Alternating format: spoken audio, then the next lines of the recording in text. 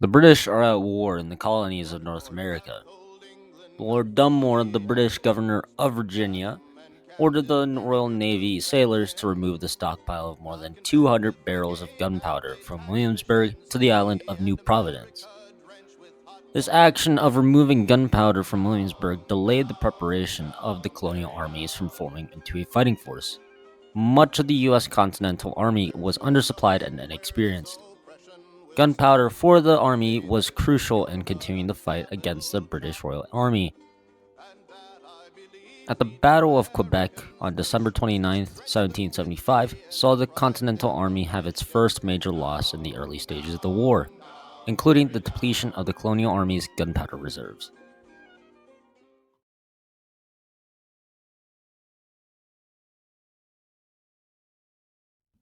On January 5, 1776, the Second Continental Congress had to resolve the gunpowder shortage.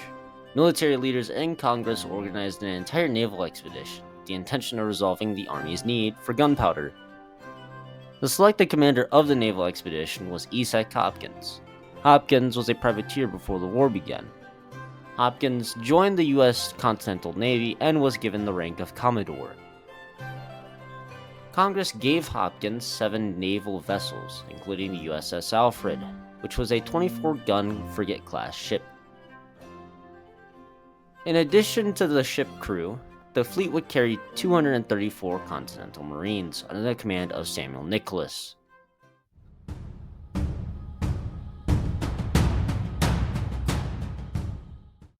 Hopkins set sail on February 17, 1776 from Cape Helenope with his flagship, the USS Columbus. When the U.S. fleet arrived at Chesapeake Bay on February 26th, he sent the sloop 8-gun USS Fly to gather reconnaissance around the coast of South Carolina. The next day, the Fly reported no British fleets or Loyalist ships along the coast, but reported heavy gusts of wind.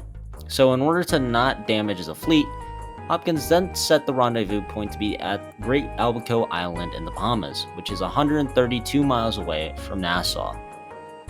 Albacoa Island would serve as a temporary port for the U.S. Continental Fleet, providing them with calmer winds on their way to Nassau.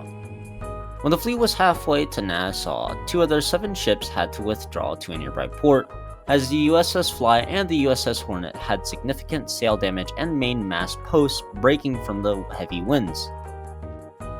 Hopkins saw the heavy reduction in naval firepower, so he quickly ordered the USS Fly and the USS Hornet to load the Continental Marines onto another ship, the USS Providence. Hopkins now heavily relied on stable weather and the intel that he got from the scouting brig, the USS Cabot. On February 28, 1776, 2 Loyalist-owned merchant sloops were captured by the U.S. fleet. Hopkins was informed about the capture of the new ships, then converted them as cargo ships. Hopkins then imprisoned the crew and pressured both of the sloops' owners to be navigators to guide them through the unfamiliar seas. Both navigators agreed in hopes of being released. With 2 professional navigators, Hopkins was still worried about the Royal Navy. At the time, the Royal Navy had 8 ships stationed near Nassau, including a 36-cannon frigate-class ship. However, due to heavy winds, the Royal Navy decided to stay ported to reduce damage to the ships. With the Royal Navy at bay, Hopkins saw the opportunity to attack Nassau and seize the gunpowder stored. Hopkins gave the order to attack Nassau on March 2, 1776, and set sail to Nassau, avoiding the British fleet. A local ship captain named George Dunset, who was a loyalist, saw the capture of the 2 British-owned sloops by the U.S. Continental Fleet. He went back to Nassau and reported to Governor Brown about the American fleet near Nassau.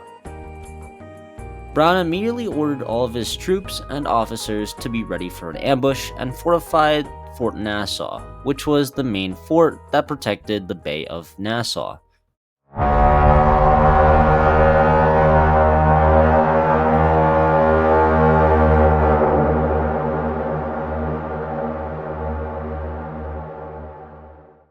On the morning of March 3rd, Governor Brown ordered soldiers from nearby barracks to load gunpowder barrels from Fort Montague to the HMS Glasgow, heading to St. Augustine. With the gunpowder safe at another location, Brown sent 80 troops to Fort Montague and ordered them to watch the horizon for any incoming enemy vessels. Samuel Nicholas, planning to attack Fort Montague with the intel saying the gunpowder was in Montague, and with little resistance, his focus would be on Fort Montague and Fort Nassau. Hopkins, meanwhile, split the naval forces into two and gave 50 sailors and the USS Wasp under the command of Thomas Weaver to meet with Samuel Nicholas. On the afternoon of March 3, 1776, the Continental Marines landed on the island with little to no resistance. This would be the first amphibious invasion in U.S. history.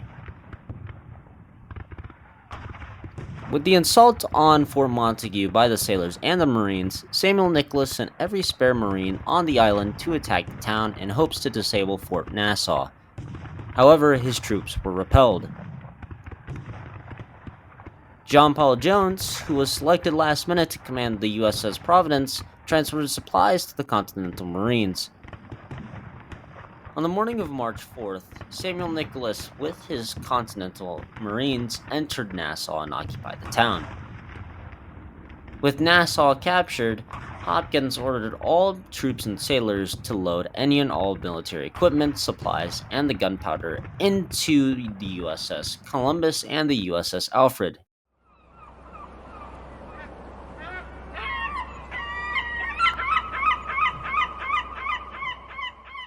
When heading back to Cape Helenope, the Continental Navy saw the HMS Glasgow, the same ship that left Nassau.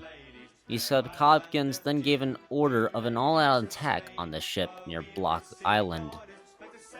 The Continental Navy was able to damage the HMS Glasgow's hull, but in the end, due to favorable winds for the HMS Glasgow, it was able to escape.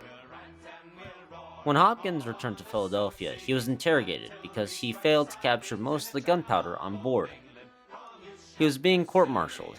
On top of being court-martialed, other officers who were present at the time of the expedition reported Hopkins torturing prisoners on board.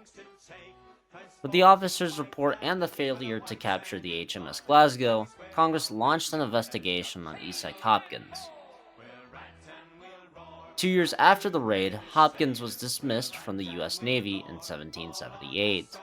Meanwhile, Samuel Nicholas was promoted to major for his actions in Nassau. John Paul Jones was given the command of the USS Providence after the raid. After the raid of Nassau, it temporarily helped the shortage of gunpowder and crippled the Royal Navy in the Bahamas.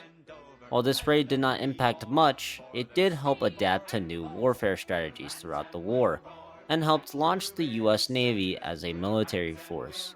In the end, the raid of Nassau was a US victory. Make sure to like this video as it helps support this channel, and consider subscribing as we are trying to improve our quality of the videos. And finally, comment down below if you think Isaac Hopkins deserved being dismissed. And as always, stay safe.